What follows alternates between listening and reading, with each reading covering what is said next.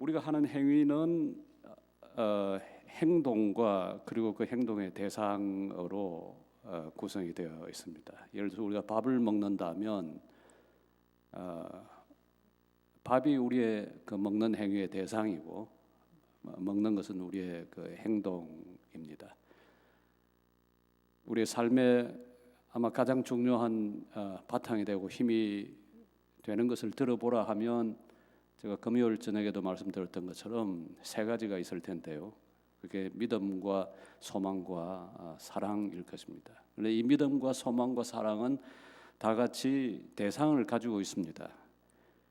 대상이 뭐냐? 그러면 결국 삼위일체 되신 하나님이죠. 우리가 하나님을 믿는 믿음과 그리고 하나님의 둔 그 소망과 그리고 하나님을 사랑하는 그 사랑, 또 그로 인해서 사랑하는 이웃 사랑, 이것이 우리가 이 땅을 살아가는 힘이고 동력이고 그리고 삶의 바탕이라 그렇게 말씀을 드릴 수가 있겠습니다. 그런데 우리가 믿는다고 할 때 그 믿음의 대상은 삼위일체 되신 하나님이신 것에 대해서 우리가 전혀 의심을 하거나 다른 말을 할 여지가 없습니다. 그러나 한 걸음 물러서서 물어보자면 도대체 믿는다는 것은 그건 뭐 하는 거냐? 어떻게 하는 게 믿는다는 거냐? 예를 들어서 먹는다, 뭘 본다, 뭘 생각한다 할 때는 그때도 그렇게 쉽게 우리에게 들어오지는 않습니다. 먹는다는 행위를 그게 뭔지 모르는 사람은 없죠.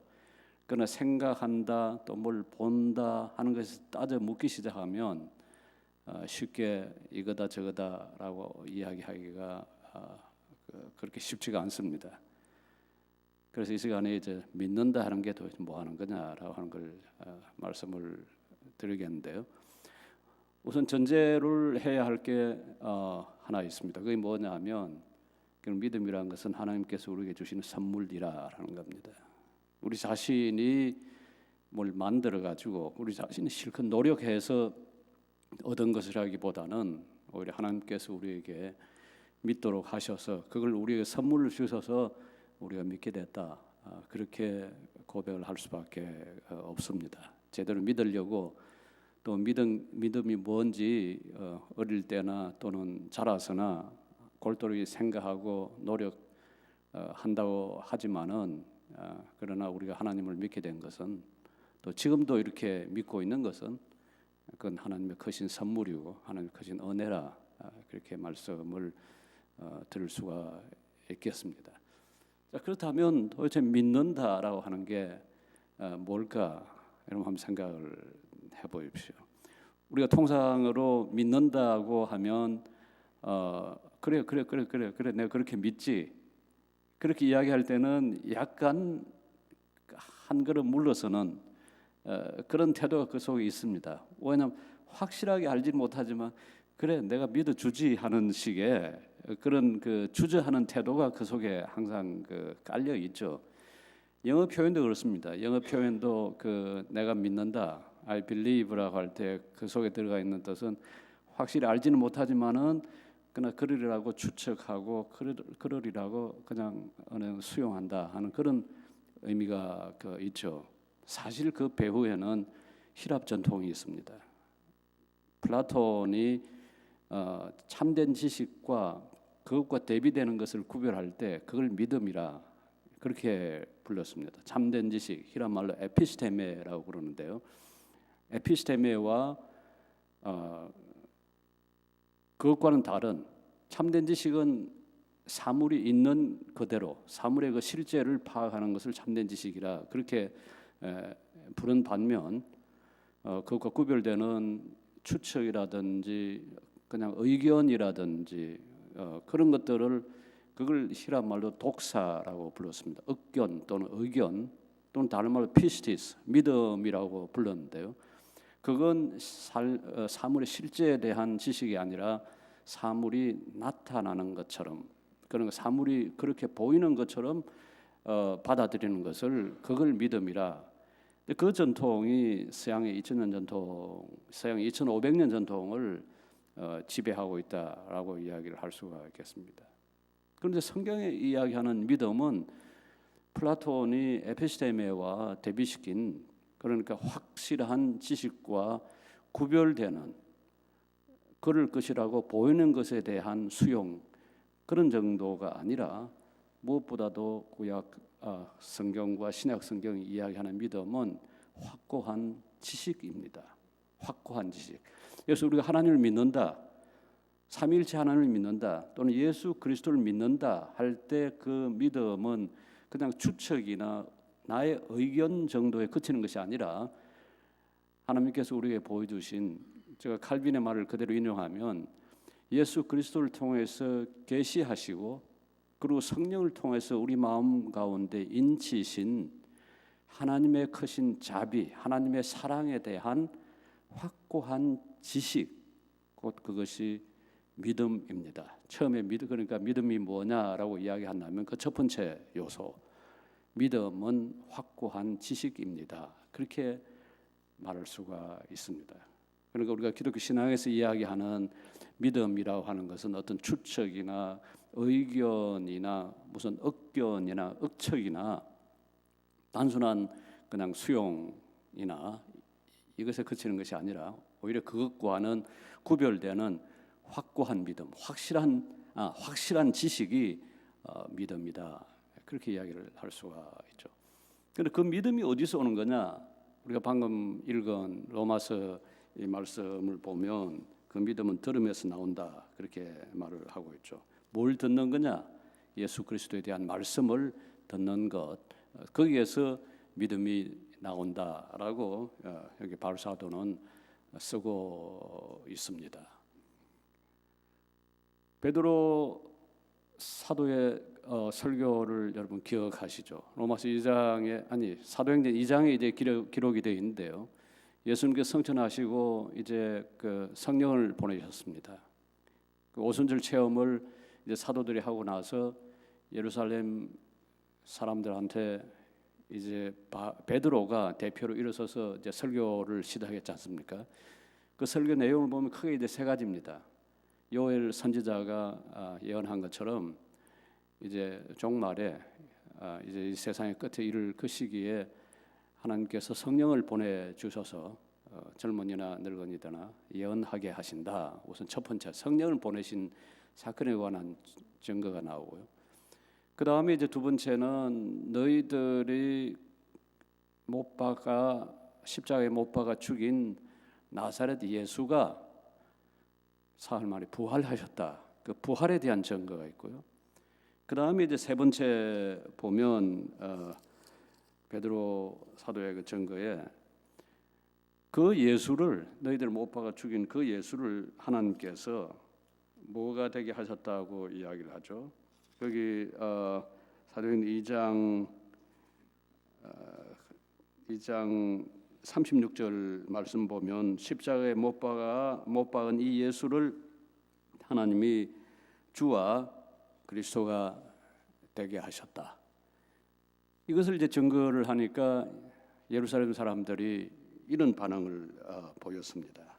37절 보면 그들이 이 말을 듣고 그 베드로의 그 설교 말씀을 듣고 마음에 찔려 베드로와 다른 사람들에게 물어 이르되 형제들아 우리가 어찌할꼬? 이 질문을, 이 아주 절박한 질문을 베드로에게 해드렸습니다. 근데 이렇게 해서 예수를 믿은 사람들, 그 사람들을 이제 43절에 가서 보면 믿는 사람이 다 함께 있어, 이렇게 표현을 하고 있습니다. 이것이 예수를 따르는 사람들을 부른 아마 첫 명칭이라 그렇게 이야기할 수가 있겠습니다. 사도행 11장에 가서 보면 이제 그 안디옥 교회 사람들, 안디옥에서 처음으로 그 예수를 따르는 사람들을 일컬어서 그리스도인이라 히란 말로 크리스찬노이라고 그렇게 불렀습니다.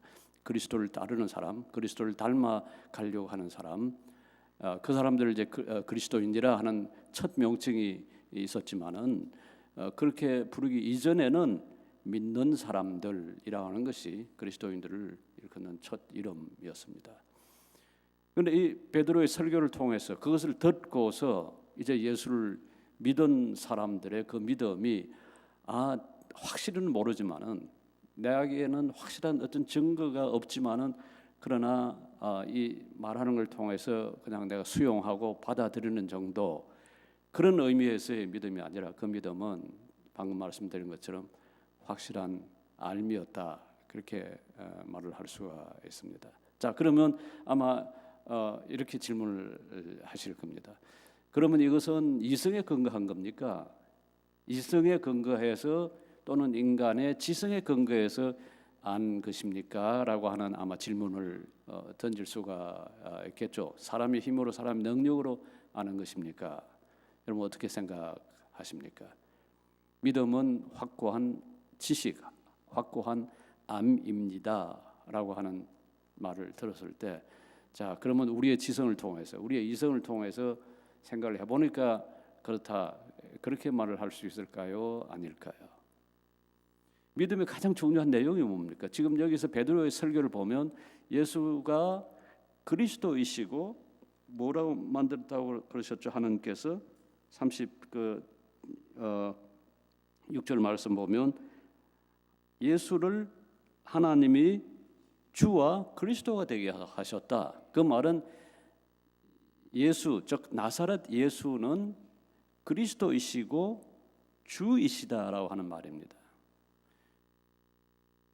그리스도이시다. 아마 그리스도라는 말을 처음 들은, 전혀 들어보지 못한 사람들은 그 말이 무슨 뜻인지 알아들을 수가 없습니다. 우선 그걸 받아들이려면, 믿으려면 알아들어야 합니다. 알아들으려 하려면 우선 뭘 먼저 알아야 되겠습니까? 그 단어가 무슨 뜻인지 알아야죠. 예수가, 나사렛 예수가 주이시다. 나사렛 예수가 그리스도이시다. 그런데 그리스도란 말을 처음 듣는 사람들은 그게 무슨 뜻인지 알지를 못합니다. 아마 이 말을 했을 때 베드로가 썼던 용어는 그리스도가 아닐 겁니다. 그리스도는 히라버이거든요. 베드로는 아마 그 예루살렘 사람들이 알아듣는 말로 아마 메시아라고 그렇게 이야기를 했을 겁니다. 또는 히브리어로 말하면 마시아하라고 이야기를 했겠죠. 예수는 마시아하이시다. 예수는 기름 부음 받은 자이시다. 그러면 이제 그 유대 전통이 있습니다. 이제 종말에, 이 세상 끝날 날에 그 이스라엘 백성들을 구원하기 위해서 하나님께서 누구를 보내시겠다고 하는 약속을 이스라엘 사람들은 가지고 있었습니까? 메시아를 보내주실 것이다. 그들을 건져주실 분, 영어로 말하면 그들의 리디머, 그들을 구속하실 분을 하나님께서 보내주실 것이다. 그런데 그 하나님이 다른 분이 아니라 바로 너희들이 십자가에 못 박아 죽이고, 그런데 죽였는데 그 죽음에 머물리지 않고 사흘 만에 다시 살아나신 예수가 바로 그리스도이시다. 그 예수가 구속주이시다. 그리고 그 예수가 우리의 주이시다라고 하는 증거를 했습니다. 그러니까 최소한 이것이 무슨 말인지를 그 예루살렘 사람들은 알아들었습니다. 그러니까 자연적인 우리의 언어 능력을 통해서 이 말을 알아듣지 않는다면, 알아듣지 못한다면 받아들일 수가 없는 거죠. 그러니까 여기는 우리의 지성이, 우리의 알미, 우리의 언어에 대한 이해가, 역사와 문화에 대한 이해가 거기에는 전제가 되어 있다고 이야기를 할 수가 있습니다. 소나 개나 돼지한테 100번을 뭐 아니면 1000번을 예수가 그리스도시다라고 이야기를 해봐야 그 소나 개나 돼지가 알아들을 수가 없습니다. 왜냐하면 그건 우리가 사용하는 언어를, 이 그리스도라는 말의 의미를 알아들을 수가 없기 때문입니다. 그러니까 우리가 가지고 있는 이 알매 능력, 알아들을 수 있는 능력을 과소평가할 수가 없습니다.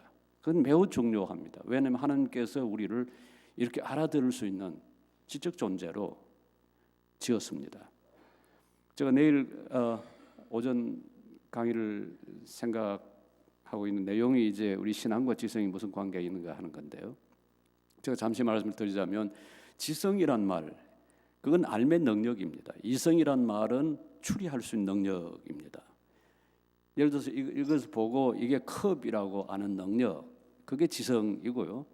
이 컵에 물이 담겨 있기 때문에 그 물을 내가 마시면 내가 갈증을 해소할 수 있다고 하는 것은 그건 지성과 이성이 함께 작용한 겁니다. 예를 들어서 물은 액체이고 액체가 내 목에 들어가면 그것은 나의 갈증을 해소시킨다라고 하는 것을 추론해내는 능력이 그게 이성이거든요.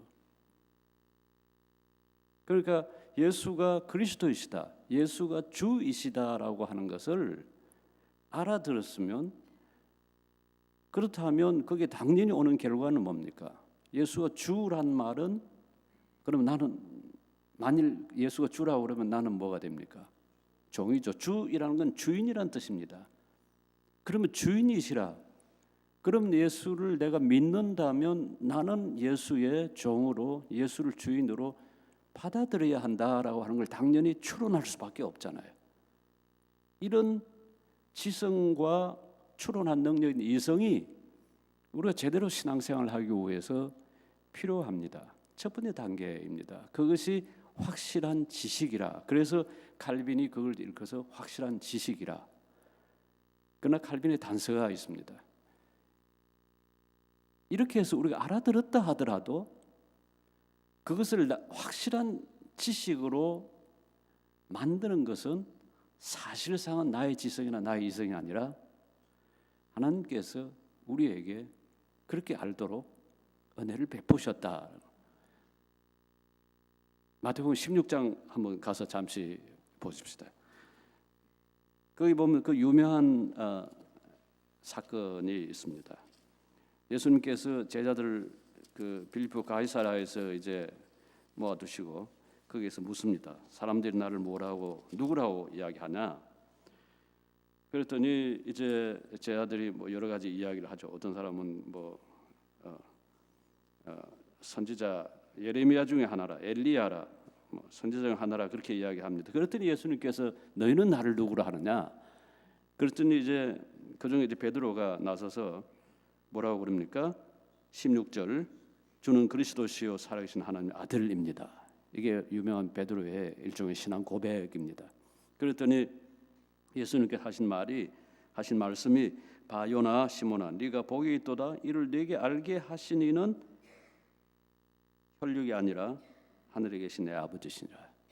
아버지께서 알게 하셨다.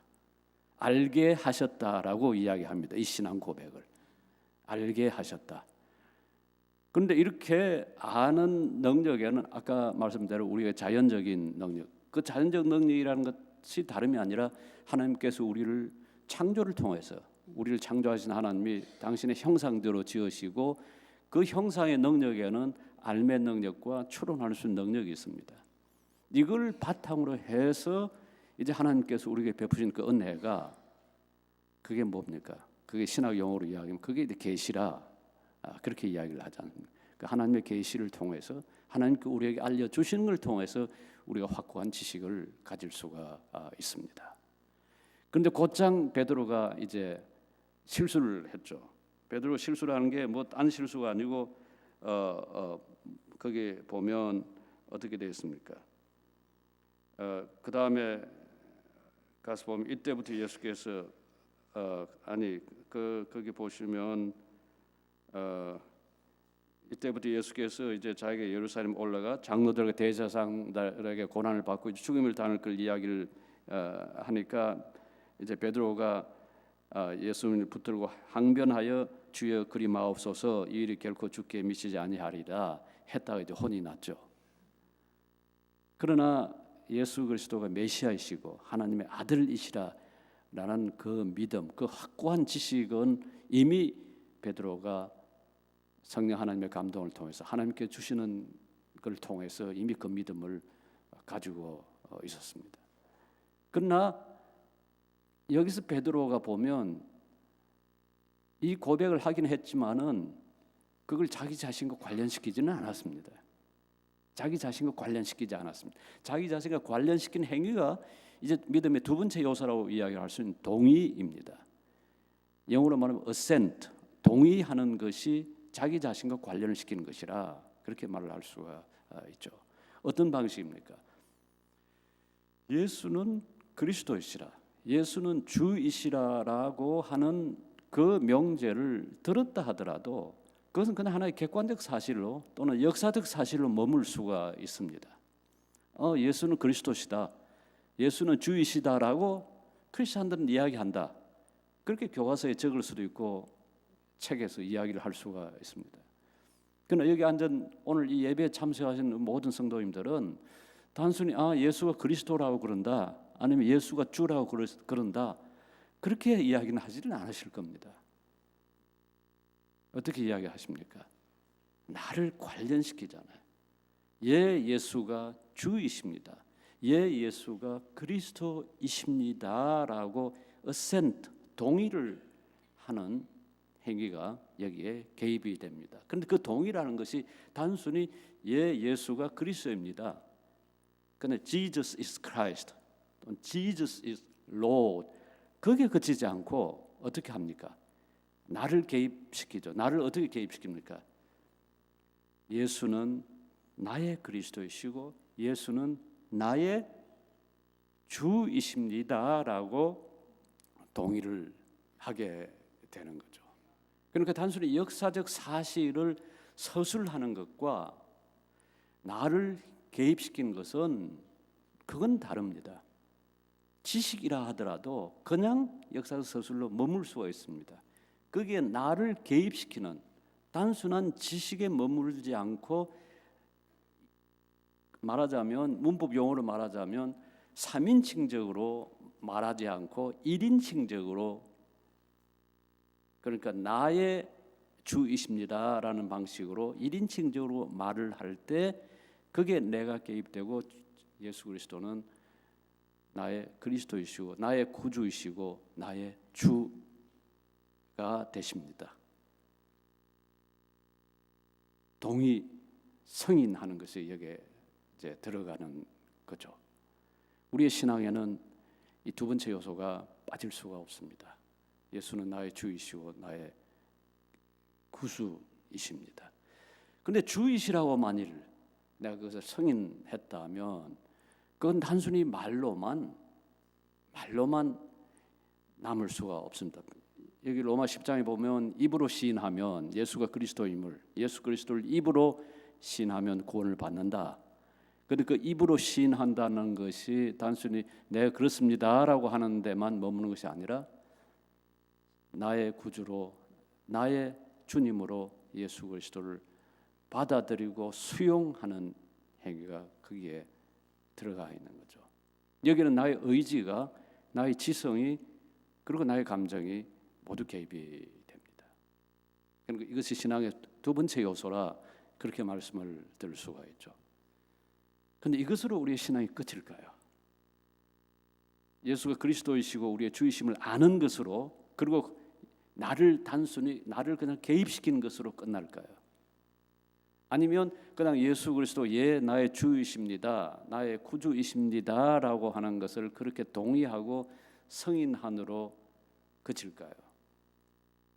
가만 생각해 보면 동의한다, 승인한다, 그걸 받아들인다라고 하는 것은 말로만, 그냥 마음으로만 거기만 그칠 수는 없다. 아마 그렇게 인정을 하실 겁니다. 왜냐하면 예수님을 내가 주님으로 내가 승인하고 받아들였다면 당연히 그게 뒤따라오는 건 뭡니까? 아까 이야기한 것처럼 주님이라고 우리가 고백한다면 나는 예수 그리스도의 뭐가 됩니까? 종입니다. 노예입니다.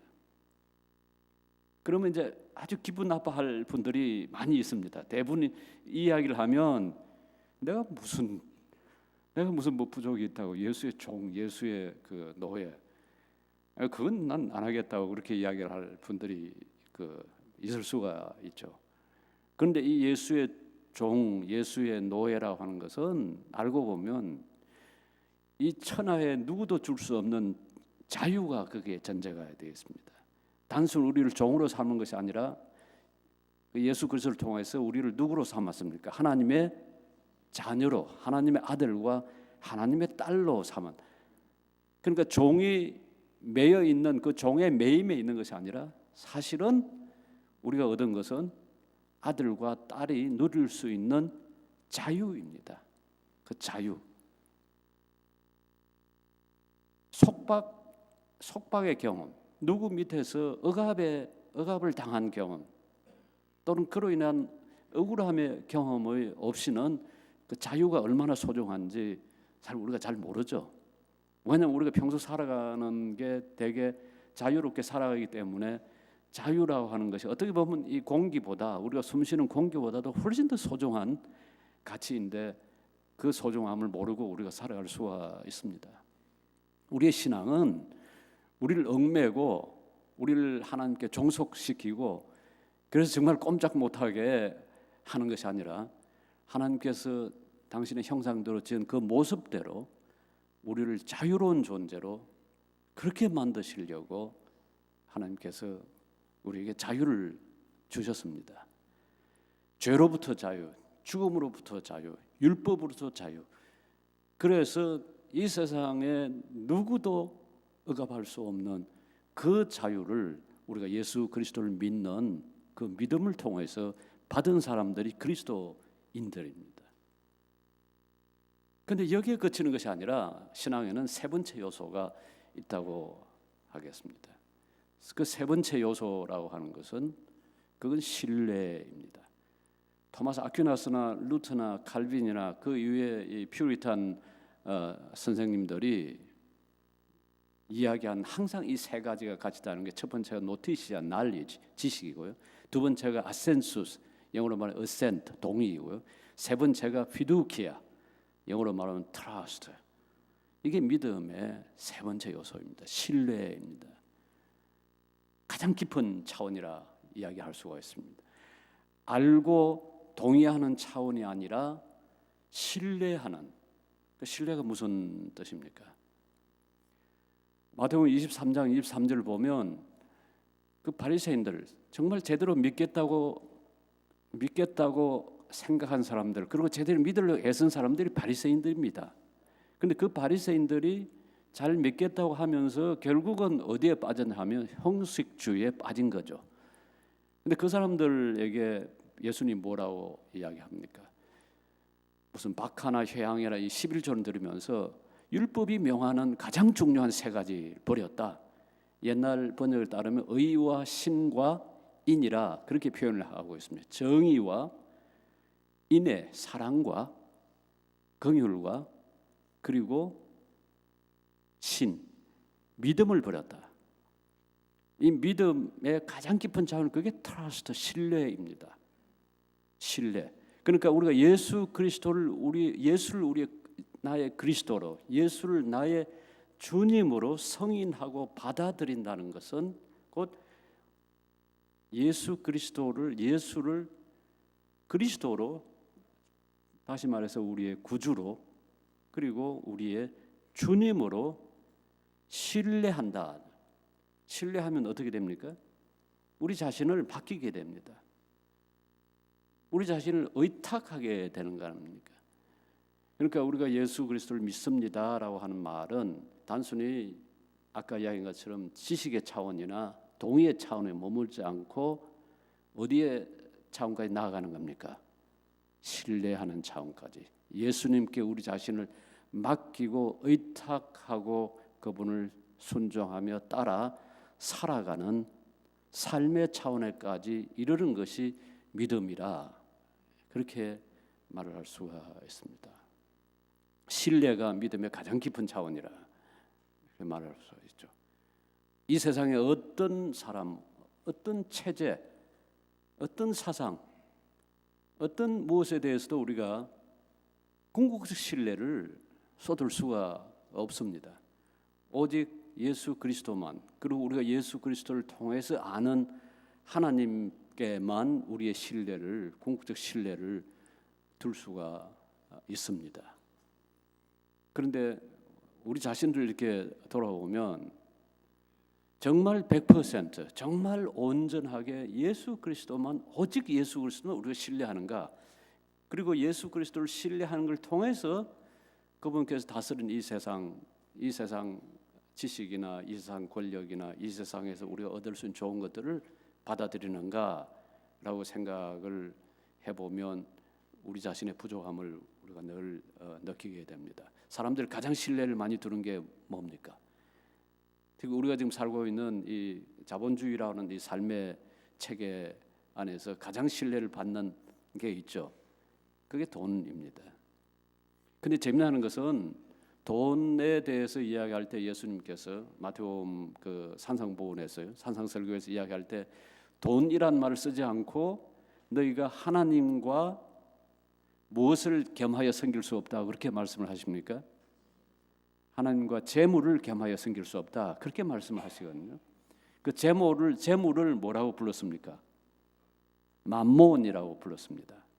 왜 맘몬이라고 불렀을까? 자크 엘룰이라고 하는 그 프랑스 평시도 신학자이기도 하고 법학자이기도 한 분이요. 그걸 이제 그 추적을 해 나가는데요. 맘몬이란 말하고 아멘이란 말하고 같은 뿌리 말입니다. 아멘, 맘몬, 아멘이란 말은 그 같이 걸려 있는 말이 제가 어제 저녁에도 이야기했습니다만은 그 믿음, 신앙이라고 할 때는 아무나라는 말하고요. 또 진리란 말로 쓰는 에메트란 말하고 같은 뿌리 말입니다. 아멘, 에메트, 진리.